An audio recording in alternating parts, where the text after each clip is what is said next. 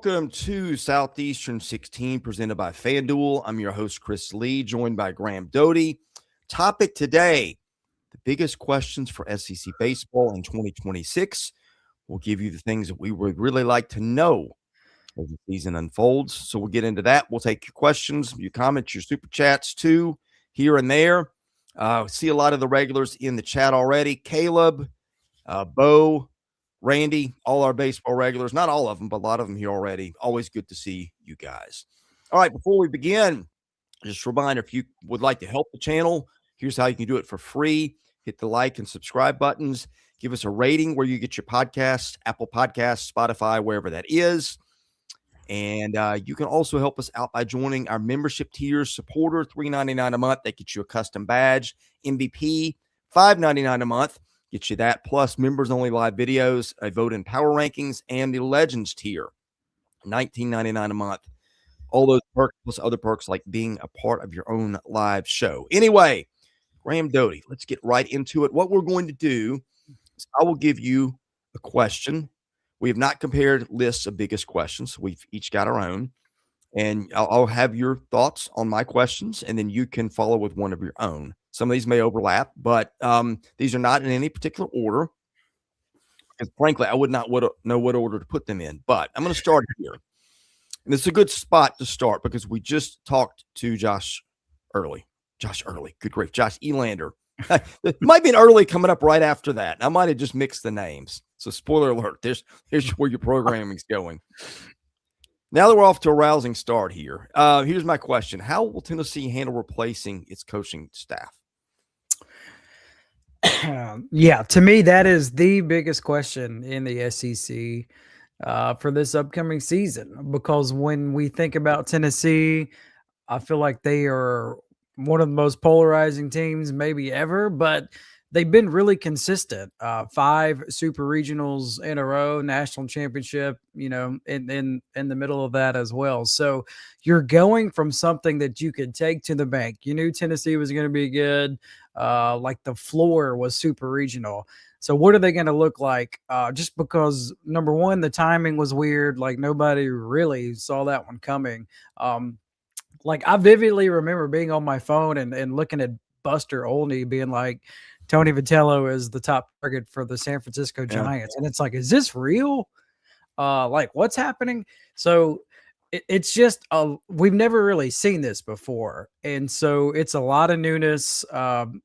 Youngest head coach in the SEC, first time head coach. Now, as Chris said, we just talked to him and I get it. Like he is very impressive. He was a lot of fun to talk to. So I just think they go from being a well-known product to just having question marks, and they haven't had this many question marks in a long time. Yeah, I mean, question marks, they're still really, really good. They got a ton of talent. It's just I think that the management's going to hit a little differently. He's a lot more low-key. I think it's going to be a little temperature might get brought down a couple degrees in the dugout. Like he is extremely likable and very personal. You can see why he recruits well. But, it's going to look differently somehow on the field. Without a doubt. And honestly, like one of my main takeaways, so he told us it is a point of emphasis for Tennessee this year for two things. Number one is defense. Like they really struggled defensively. And then the other thing, they gave up like 1 million stolen bases. Yeah. And he has high praise on Tennessee's catcher for this upcoming season. And he said he's got the best arm of anybody that he's ever seen or been around. I mean, he called it a major league arm. So if their defense is better and if they are able to limit the stolen bases, that's a very, very good start for Tennessee right there. Yeah, I think that's took out, and we haven't published the interview yet. That's going to come probably today. We're doing this Wednesday in case you're catching it another time, or maybe tomorrow. But when he brought up defense and how solid they were up the middle with defensive options, I'm like, that's a little bit of a departure. I'm not saying they didn't care about defense, but it was kind of like, let's find our best hitters and the defense will work itself out or not. We may just outscore everybody. So when you heard him calling names and talking defensive abilities, that caught my ears too. Yeah. I mean, big time, because there haven't been a lot of Achilles heels for Tennessee over the years, but last year that was it. Defense and the stolen bases, that was a big issue, especially with Phillips on the mound. Yeah. Yeah. It was a little bit of a mess. And Fisher had issues too at times. So and he was pinballing first, third base. They were yeah. just trying to figure out what would work the best for him. Yeah, I mean, they have some identifiable defensive options. I mean, Abernathy's athletic kid. I think he can help them. Everybody knows Antigua. He talked about how he felt they had some good defensive catchers. When Wright gets back, they feel like he can help them at catcher and center. They think he's back a little sooner than they thought he might be. So, yeah, I think the build of it's going to be very interesting. All right, your turn. Throw out one of your biggest storylines of the year. All right, so biggest questions, excuse me. Yeah, Tennessee was my number one as well, and to me, like my number two, it's the Florida Gators. I feel like we've talked about it a lot before the season has even started, and we talked about it because we don't really see anything like that happen. And to me, the reason why it's a big question mark is number one, Coach O'Sullivan, he is still suspended for the first couple of games this season, and then. I mean, how much was he really around? And like the coach that they put in charge, Tennessee hired him. Chuck leaves Florida to be the lead assistant at Tennessee, and we learned that Elander and Chuck, they go way back to their TCU days. So I thought that was interesting. So since we've never really seen this before, just with a coach stepping away like this and then coming back, I mean, that's why it's question marks for me. Like talent, it's never, ever going to be an issue for Florida as long as Sullivan is there. It's just, how are they going to respond to this?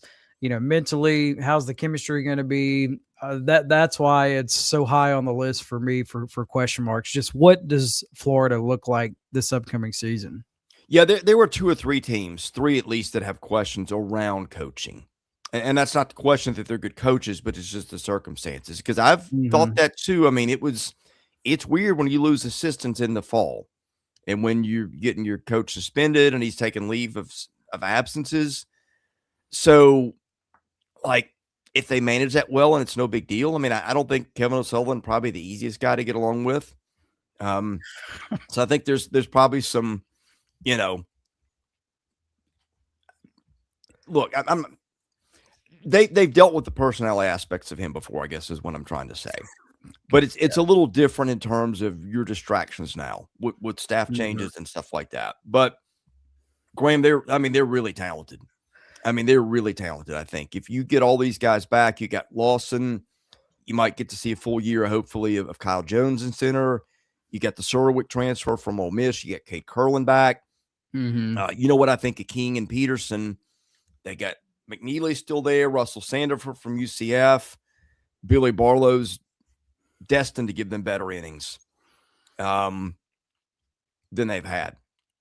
I just look at it. I'm like, this to me on paper is going to be, I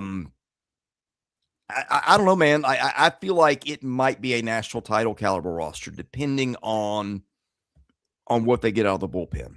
That's why I got a question. And I think that's why opinions are just all over the place. Because I don't think only my points about the roster are invalid, but your questions about them are not either. Well, the good news, if you're a Florida fan, they got really good pieces to work with. You got two of the best starting pitchers in this conference. And then I think your corner infielders, I think they're both studs. Surowitz, the new first baseman. I mean, yesterday I said I think he's going to be all conference, and I really do. And then I think Lawson looks like he's going to play third. So you have a ton of pieces to work with. That's the good news for Florida. It's just a lot of this, it's kind of been out of their control, which is how I'm just curious what they're going to look like. Dylan yesterday, he made an interesting point. Like, they may circle the wagons, rally the troops, build momentum off of this, and then boom, they're off and running from the get-go. But we'll have to wait and see. Well, and think of this last year too. Like, they got to the midpoint of the season and they were 2-10 in the league. And it's like they're done. They're missing a regional. And then they got back to one. Now, when they got to one, it fell apart, but they the also played at suspension. Coastal. Well, then, yeah, that also happened. So it's like the indicators are all over the place, but like Kevin O'Sullivan's track record is they're in a regional every year, and sometimes they're contending for a national title. I'm gonna bet that's what wins the day. I mean, he's one of the best in the business. It's just all the off the field stuff. Everybody's waiting to see how much, if any, is that going to have an impact. Yeah. All right, I said I had different coaching situations, and this is another one where we're on a little bit opposite sides, and it's the same thing. It's just the dynamics are different. It's whether Michael Earley and A&M can bounce back from a difficult debut season. We know everything that happened last year. We know about them losing their hitting coach, which was not a good sign. But again, believe in the talent they've got. Now, I have questions about the pitching depth. I'm not saying they don't have it. I'm just saying I haven't seen it yet. They're not as deep with experienced arms as some staffs are, but they're really talented off the jump. You know, on Friday and Saturday, I think with Moss and Sadeo, I think they've got potentially 2 or 3 first rounders in their lineup. A lot here to like.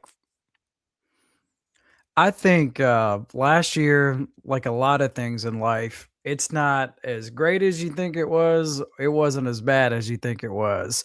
And for Texas A&M, like, look, it wasn't good. Let's not sugarcoat it, but they also won 30 games. Like they had a winning record. So maybe last year was the year where it was such a learning curve and learning experience for Coach Earley. And then, you know, he has figured it out.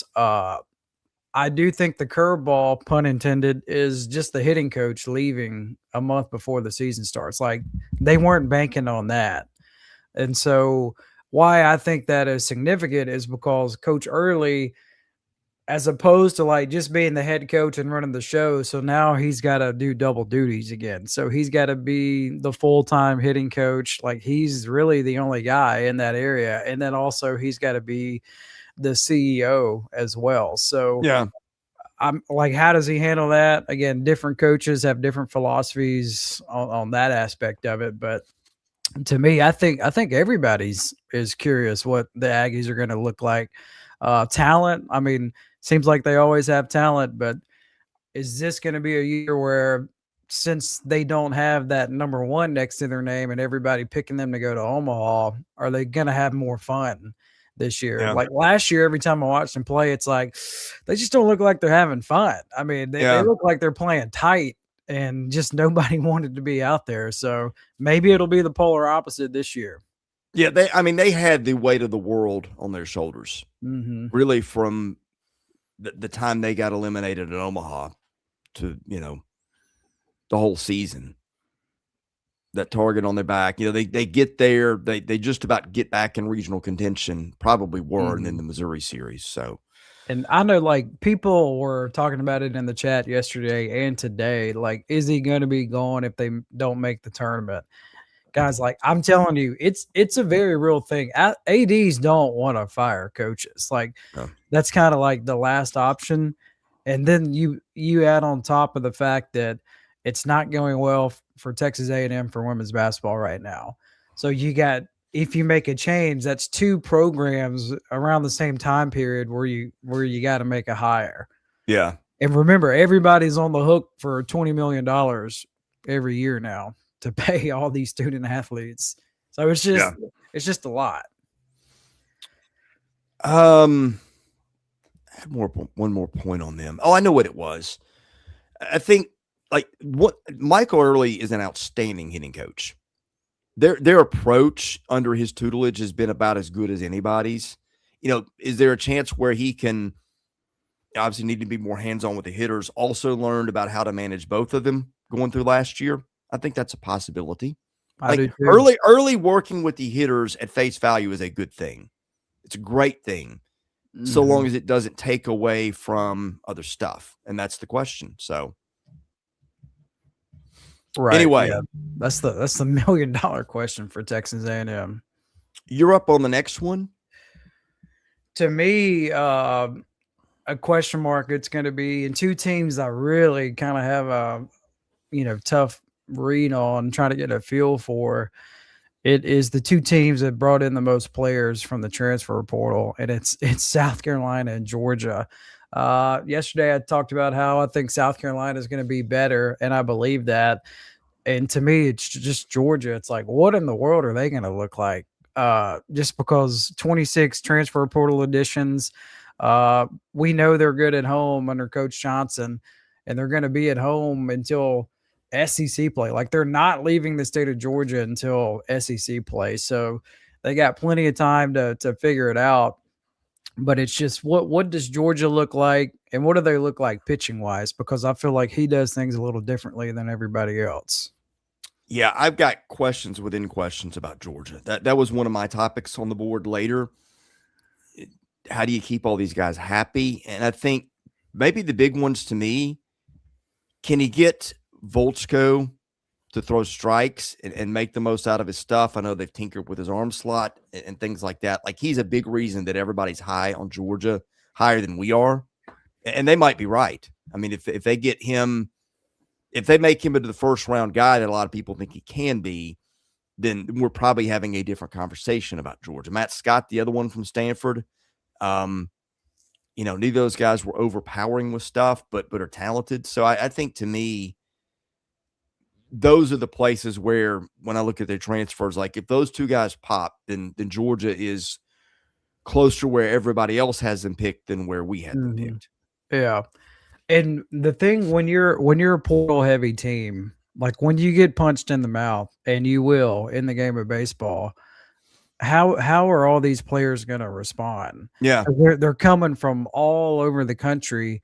And, the way that Wes likes to do it in Athens, it's going to be different, different culture, all that stuff. So how are they going to handle it? Like, if you drop 2 out of 3 in a weekend, those are things that we don't know until, once the season gets here and we can kind of get a sense and a feel for it. So that's any sport, really. If you're a portal heavy team, the team chemistry aspect of it. Well, and then I'm going to start naming transfers where they came from on offense. You stop me when I reach a program that's middle of the pack SEC. South Carolina Upstate, Wofford, Dayton, Davidson, New Mexico, New Orleans, Richmond, UNLV, Seattle. Their guys put up big numbers a year ago, but those are the places where they put those numbers up at. And I think only one of those teams out of all the ones you said made the tournament last year. That was Upstate. Yeah, which seems like it gets decimated in the portal every year. Yeah. Yep. All right, before we move forward, Graham, let's give a shout out to a sponsor, ROKFORM. You turned me on to these guys. They protect my phone. They got my setup in the car. Love our sponsors at ROKFORM. Yeah, if you're in the market for a phone case, this is the spot to go. So Chris and I, we are Apple people, but if you are a green bubble person, if you are Galaxy, Samsung, all that stuff, they're coming out with new cases for that phone. So that the new Galaxy, Samsung, I think that phone is coming out later this month. So if you are a green person, got you covered for those cases. So you're good to go for that one. But again, like, I love the magnetic phone case. When you have a 1-year-old that runs all over the place, it makes my life a million times easier. I can stick my phone on the fridge and don't have to look all over the place for it because I know it's right there on the fridge. And then, as much as I travel, I love my mount that I have on the car. Stick it right there. Got the GPS, music, whatever, podcasts. It's right there in front of you. Yeah. ROKFORM, ROKFORM. SEC 25, get you 25% off your entire order. You will love their stuff just as we do. Okay, let me let you throw a storyline out there next, or one of your bigger questions. Excuse me. A question I got, and it relates to Ole Miss. One of the Achilles heel for Ole Miss last year was defense.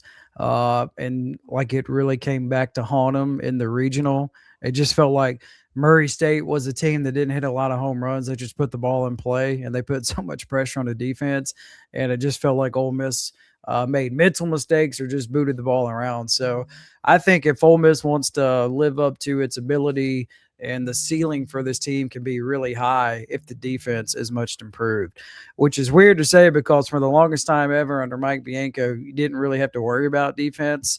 But last year with that team, it was an issue. So, and when you look at the infield, you got really only one guy returning, and that's Will Furnace at first base. Everybody else is either new or playing a new position. And then the outfield is going to be new as well. So, you just kind of got a lot of new faces, and just curious what the Ole Miss defense is going to look like. I think one of my questions with them is what do they get out of their 2 and 3 holes?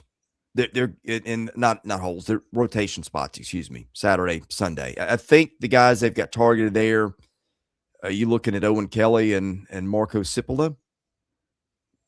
Mm-hmm. Or are they going to go maybe Cade Townsend? Townsend was announced. Ole Miss had media day yesterday, and Townsend is in the weekend rotation. Okay. Yeah, wasn't great for him a year ago. Walks were a lot of the issue, but he's a talented dude. So I think to me, yeah, that pitching and defense component with them is going to be fascinating to see how it plays out. Yeah, if you're banking on Townsend, so he was, and Caleb has it in the chat, like he got an opportunity in the SEC tournament, and he was really good. So, and Mike Bianco and his staff, like they got a track record. They develop pitchers. Their pitchers tend to make a jump from year 1 to year 2. I got a Georgia fan on the chat. Good to have you guys. We need some more of you guys. Definitely would love to have a little more Georgia participation in the chat here. Talked about the Dogs a little bit ago. Interested to see how they open this weekend. Okay, I will give you next up for me. Does Brian O'Connor meet expectations in the first year at Mississippi State? And maybe better question, what are expectations? Because I think at the minimum it's Omaha.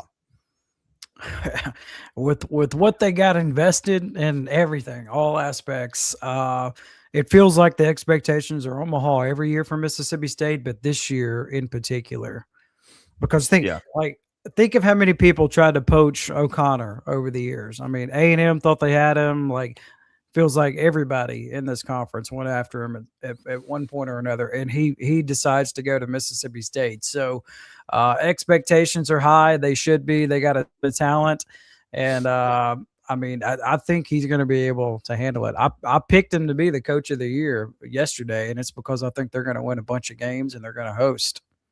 Yeah, got tons of talent. I don't worry. I'm interested to, like, do they have the top end arms? Like, they got some really good ones, but and like they had Brian McPherson was Team USA. Duke Stone was great in the Cape. Valencius is pitched well too. Like, is he one of those guys ready to step up and be like that Friday night ace? Mm-hmm. But even if not, they've still got enough talent to get there anyway. Yeah, so. State had their media day. I think they went on Monday, and it's just funny seeing everybody's reaction. Like, O'Connor had the weekend rotation ready to go, and the state media, which is large for baseball, they were all blown away because they were accustomed to getting to be determined for a weekend rotation. And I see it in the chat, and it's a very fair and valid point, like Sam Smith just touched on it. So nobody was happier than what Texas A&M did last year than Brian O'Connor, because Virginia was preseason number 2 and they didn't even make the tournament. So, and just I feel like nobody really touched on that. But if you're O'Connor, like, you're just hitting the reset button. And again, I just think he's going to have a new sense of energy coming in this season. Yeah, a lot of those guys made their way to the SEC. Of course, they've got Aiden Teal, James Nunnally, and Thomas Valencius are the big three that made it to state. Of course, Tennessee picked up Henry Ford. So, yeah, that was a wild, like, number 1 and number 2 teams not making the tournament. Yeah, when has that ever happened before? Yeah, I can't remember that ever happening. And it was consensus too. Like, everybody was like, all right, these are the 2 best teams in the country. Make the Omaha, and then they don't come close. All right, your turn. Give me a biggest question in your mind. I guess, and we've touched on this a lot, but I think it's valid. Can LSU go back to back? Yeah. And I mean, it's a first world problems, right? If you're LSU to go back to back, and it would be what 3 out of 5 if they end up doing it, which is remarkable. But again, going back 40 years, only 4 teams have gone back to back over 40 years. So history's on my side. Nobody's done it in 16 years when South Carolina did it. And if you're curious, like way back Oregon in the day, State. Oregon State was One of the other before. teams. Yeah. Yeah.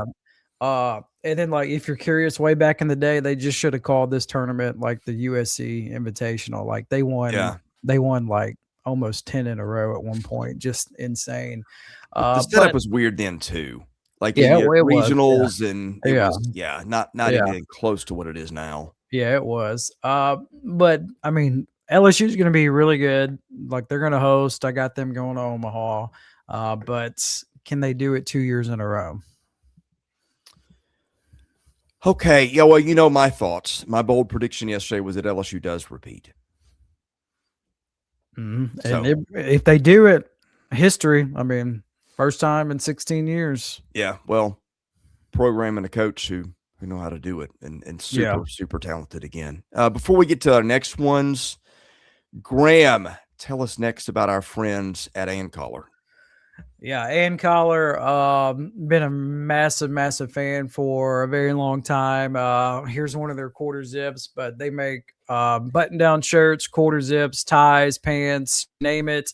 They are based out of beautiful Salt Lake City, Utah, and they just do a really good job. They make shirts that are breathable, affordable, wrinkle-free, stain-free. So if you travel a lot like I do, airports or just driving, you're going to get stuff all over you. And if you wear their products, you don't really have to worry about it, which is always a bonus. So they got phenomenal customer service if you do have to go that route. But I've been a major fan for a long time, and they just make really, really good stuff.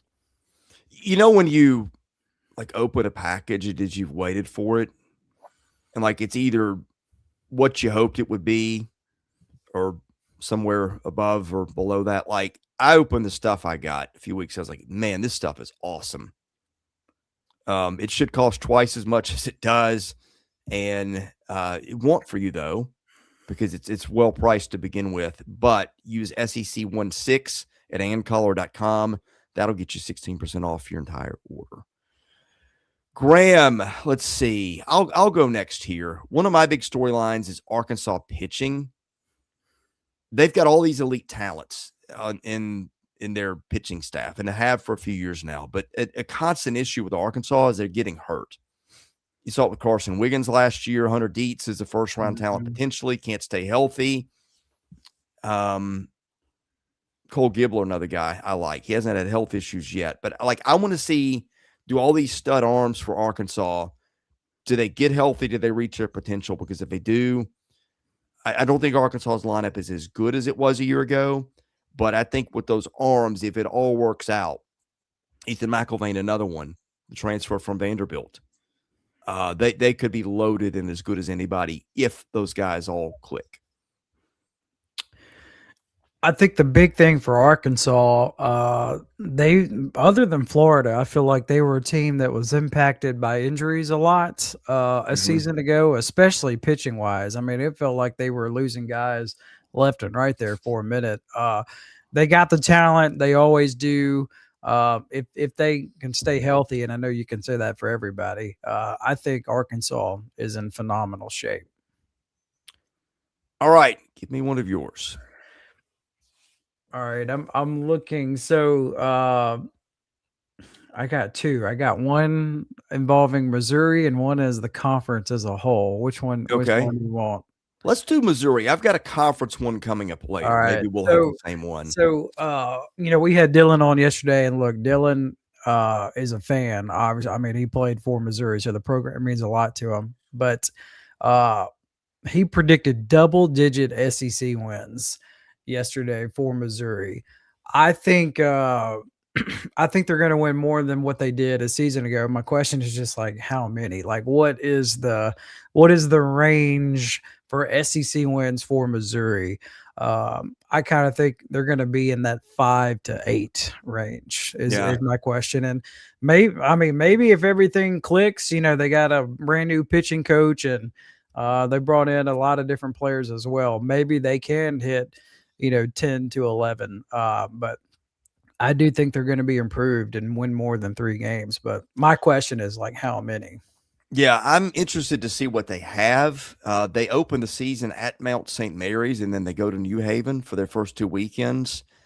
I don't know if that'll tell us if they're any better, but it might tell us if they're not.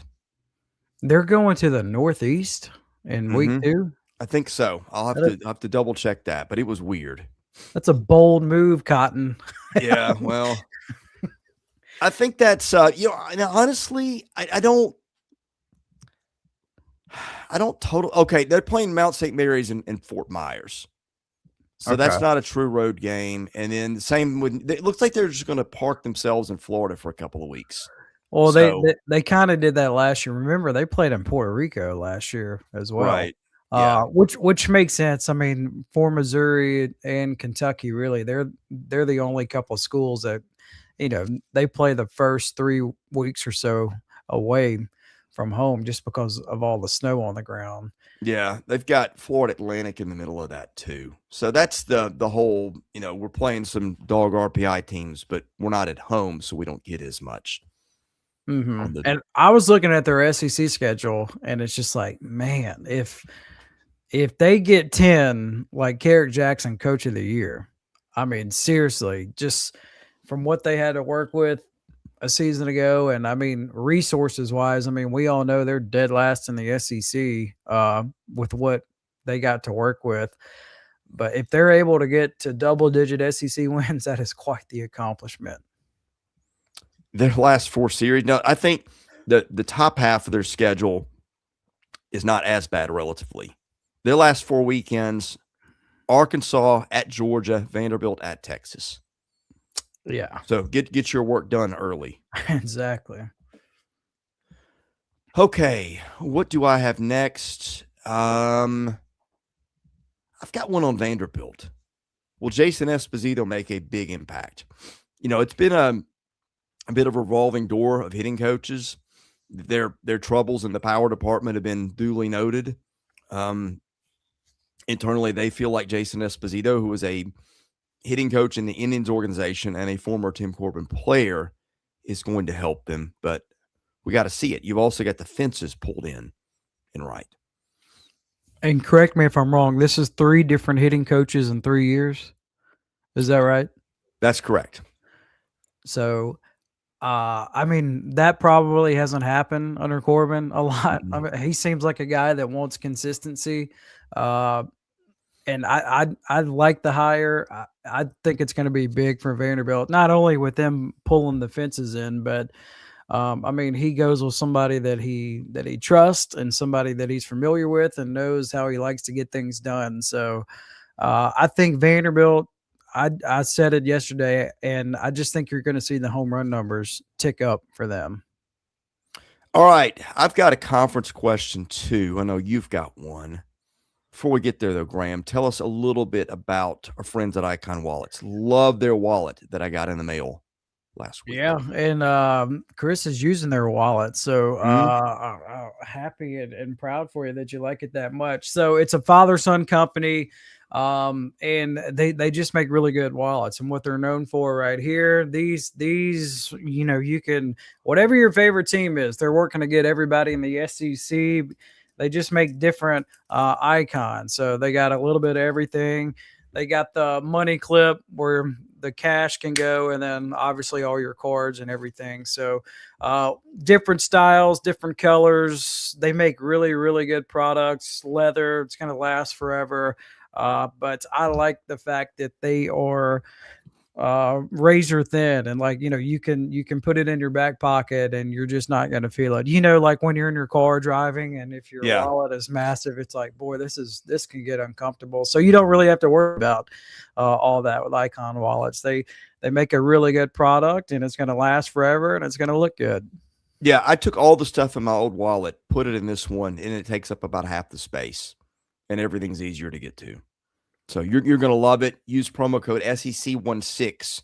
Get 20% off your order at Icon Wallets.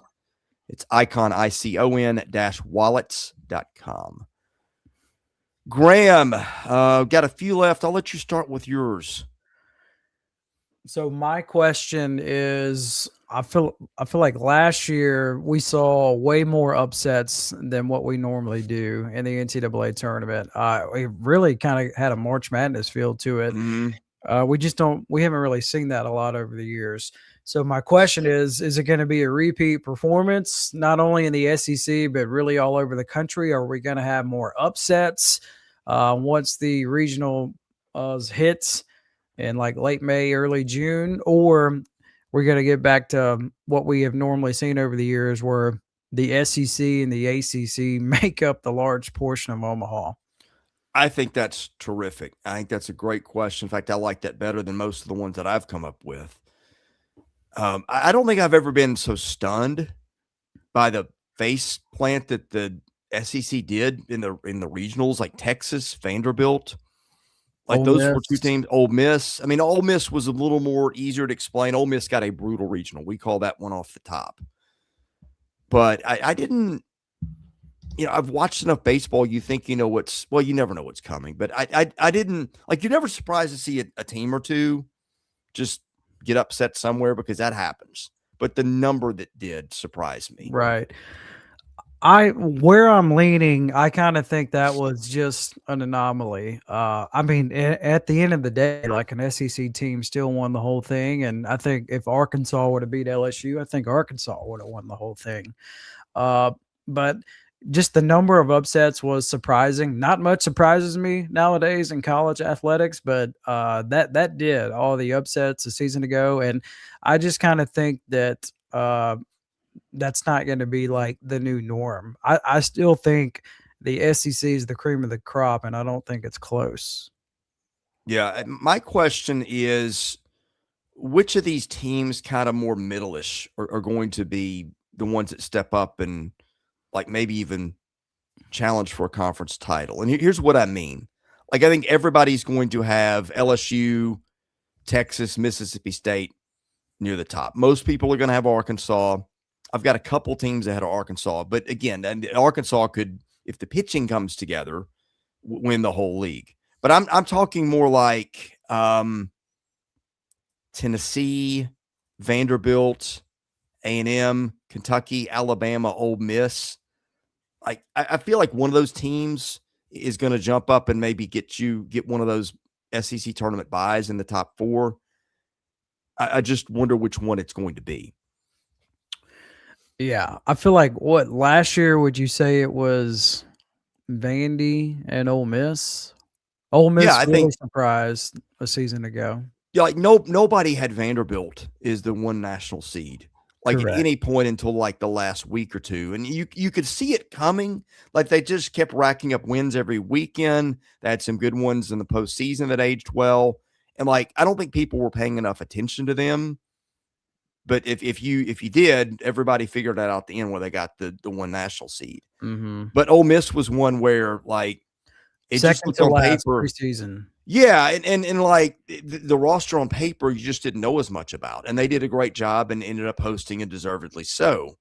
Plus, the schedule was pretty brutal from what I remember. So, to me, like a candidate for this season, like, what's somebody like Kentucky going to do? Are they going to finish? Are they going to finish above where they were picked? I can't even remember where they were picked, but like, if they finished higher than everybody anticipates, like, are you going to be blown away? I won't. I mean, I've seen Kentucky pick 12 or 13 in the league, and I've seen other people pick them to go to Omaha. And like, they're both entirely possible. I just do not think that the difference between I don't even know that the difference between 3 or 4 and 12 and 13 is exceptional. Yeah. Well, to me, a number that stands out is when we had Rob Vaughn on last year, and he said the SEC comes down to the 6th, 7th, and the 8th inning. And he said most of every game is close, like 2 runs max is where you are after 5. And he says the difference is once you hit the late stages of a ball game, that separates kind of the boys from the men. Well, I mean, Major League Baseball is the same way, especially at the playoff level. It's like, how much pitching depth do you have? Yeah. I mean, the number he said, he was like 75% of conference games or 2 runs or less after 5. And then it's just like after that is after the 5th inning is kind of when things start to change. And like when he put a number on it like that, a percentage number, it's like, okay, I never thought of it that way, but that's insane. Yeah, it really is. I think I'm done. Any more from you? That's it. I mean, obviously, like we touched on the 2 biggest ones, Tennessee, Florida, A&M's another big one. And I don't know. I feel like this year there are more questions than maybe a normal year. Yeah, I think there's a lot of parity. I think it's going to be a lot of fun. I mean, I've got my opinions of teams, but you just don't know for sure what you're going to have. Like, there's going to be some team that rolls out a freshman that's starting, in the lineup or the rotation first weekend and makes a splash, and it'll be somebody we didn't even talk about much. So I just ready to see them play baseball, and thank God we're 2 days out from that. Yeah, I feel like we've been talking. I'm ready to go to games, call games, watch games. Also, I meant to say this yesterday. If you're a YouTube TV fan, and I am, they just launched a sports package, and you can save it's like $20 or $25 a month, and that adds up. So you can go from like the standard main package to sports only and save like $20 to $25. So that's a new wrinkle for this upcoming baseball season. Well, I'll be tuning in probably through there. Oh yeah, and then I remember I discovered last year you can watch 4 games at once on Xbox. So that's what I like to do. Put 4 games on there. I can't function without the multi-view. I don't care what the sport is. We'll be back tomorrow. We'll be doing a live stream, I think, around 11 Central. We're going to do a Friday stream, I think, at 9 a.m. To kind of kick off the season and give you a preview of the weekend. We'll be doing, I think, 9 p.m. wrap-ups on Friday night. And I think we're going to do a Sunday show around SC Scout guy says I'm a Atari guy. No lies told there. Did you have one? Did you have one? Yeah. What all did you have? Like, did you have a Sega Genesis? We had that. We had a ColecoVision. We had all kinds of stuff. Okay. I'm team Xbox all the way. Yeah. Video games got too complicated. I grew up with just, move the joystick and hit the fire button. I didn't come to video games to think. Yeah, and that's where we are now. That's where we are now. The new college football game, like it took me 2 weeks to figure that out. Oh, but my 12-year-old son, he's all over it. It's a skill we don't have. It is, and I don't have the time to learn. But anyway, we'll be back tomorrow with that at 11. Preview show, I think 9 on Friday morning, recap 9 Friday night, and I think we're looking at maybe 8 Central to do a weekend recap on Sunday. So anyway, if you have not subscribed, please do that. That helps the channel. Don't forget about the membership tiers, and don't forget to give us a rating and a review where you get your podcasts. For Graham Doty, I'm Chris Lee. Thanks for watching. God bless you. We'll see you again soon at Southeastern 16, presented by FanDuel.